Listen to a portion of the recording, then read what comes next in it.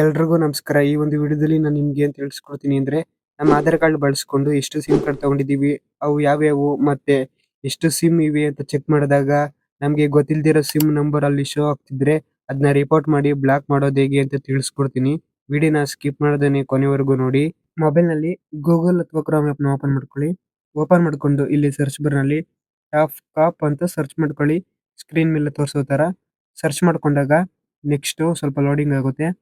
Loading ಆದ್ಮೇಲೆ ಈ ರೀತಿ ಬರುತ್ತೆ. ಇಲ್ಲಿ ಈ ಫಸ್ಟ್‌ನೇ ವೆಬ್ಸೈಟ್ ಮೇಲೆ ಕ್ಲಿಕ್ ಮಾಡ್ಕೊಬೇಕು. ಕ್ಲಿಕ್ ಮಾಡ್ಕೊಂಡಾಗ ಸ್ವಲ್ಪ ಲೋಡಿಂಗ್ ಆಗುತ್ತೆ. ಲೋಡಿಂಗ್ ಆದ್ಮೇಲೆ ನೆಕ್ಸ್ಟ್ ಈ ರೀತಿ ಬರುತ್ತೆ. ಇದು ಟೆಲಿಕಮ್ಯುನಿಕೇಶನ್ ಡಿಪಾರ್ಟ್ಮೆಂಟ್ ನ ಅಫಿಷಿಯಲ್ ವೆಬ್ಸೈಟ್. ಇಲ್ಲಿ ಸ್ವಲ್ಪ ಕೆಳಗಾಗಿ ಸ್ಕ್ರೋಲ್ ಮಾಡಬೇಕು. ಸ್ಕ್ರೋಲ್ ಮಾಡಿದಾಗ ಇಲ್ಲಿ ಮೊಬೈಲ್ ನಂಬರ್ ಅಂತ ಆಪ್ಷನ್ ಇರುತ್ತೆ. ಅಲ್ಲಿ ಮೊಬೈಲ್ ನಂಬರ್‌ನ ಎಂಟರ್ ಮಾಡ್ಕೊಬೇಕು. ಮೊಬೈಲ್ ನಂಬರ್‌ನ ಎಂಟರ್ ಮಾಡ್ಕೊಂಡಾದ್ಮೇಲೆ ನೆಕ್ಸ್ಟ್ ಇಲ್ಲಿ ಎಂಟರ್ ಕ್ಯಾಪ್ಚಾ ಅಂತ ಇರುತ್ತೆ. ಅಲ್ಲಿ ಒಂದು ಕ್ಯಾಪ್ಚಾ ಕೊಟ್ಟಿರ್ತಾರೆ. ಆ ಕ್ಯಾಪ್ಚಾನ ಎಂಟರ್ ಮಾಡ್ಕೊಬೇಕು.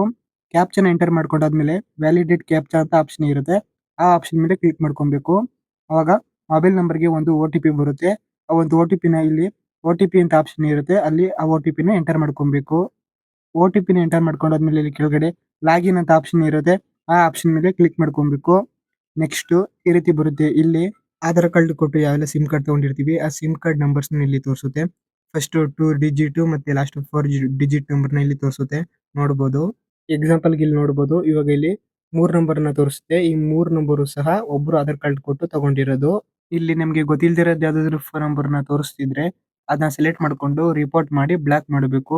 ಬ್ಲಾಕ್ ಮಾಡೋಕೆ ಇಲ್ಲಿ ನಂಬರ್ ಪಕ್ಕ 3 ಆಪ್ಷನ್ ಇರುತ್ತೆ. Not my number, not required ಮತ್ತೆ ರಿಕ್ವೈರ್ಡ್ ಅಂತ. ಇಲ್ಲಿ not my number option select ಮಾಡ್ಕೊಬೇಕು. ಸೆಲೆಕ್ಟ್ ಮಾಡ್ಕೊಂಡು ಕೆಳಗಡೆ ರಿಪೋರ್ಟ್ ಅಂತ ಆಪ್ಷನ್ ಇರುತ್ತೆ. ಆ ಆಪ್ಷನ್ ಮೇಲೆ ಕ್ಲಿಕ್ ಮಾಡ್ಕೊಂಡ್ರೆ ಅದು ರಿಪೋರ್ಟ್ ಆಗುತ್ತೆ.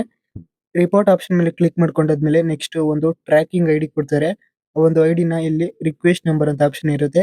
ಅಲ್ಲಿ ಆ ಟ್ರ್ಯಾಕಿಂಗ್ ಐಡಿನ ಎಂಟರ್ ಮಾಡಿ ಅಲ್ಲಿ ರೈಟ್ ಸೈಡ್ ಅಲ್ಲಿ ಟ್ರ್ಯಾಕ್ ಅಂತ ಆಪ್ಷನ್ ಇರುತ್ತೆ. ಆ ಆಪ್ಷನ್ ಮೇಲೆ ಕ್ಲಿಕ್ ಮಾಡ್ಕೊಂಡ್ರೆ ಅದು ರಿಪೋರ್ಟ್ ಮಾಡಿರೋದು ಪ್ರೋಸೆಸ್ ಏನಾಗ್ತಿದೆ ಅಂತ ನಾವು ಸ್ಟೇಟಸ್‌ನ ನೋಡ್ಬೋದು ಅಲ್ಲಿ. ಆ ನಂಬರ್ ನಮ್ಗೆ ಗೊತ್ತಿಲ್ಲ ಅಂದ್ರೆ not my number option select ಮಾಡ್ಕೊಬೇಕು. ಅಥವಾ ಆ ನಂಬರ್ ನಮ್ಗೆ ಬೇಡ ಅಂತಂದ್ರೆ ನಾಟ್ ರಿಕ್ವೈರ್ಡ್ ಆಪ್ಷನ್ ಸೆಲೆಕ್ಟ್ ಮಾಡ್ಕೊಂಡು ರಿಪೋರ್ಟ್ ಮಾಡಬೇಕು.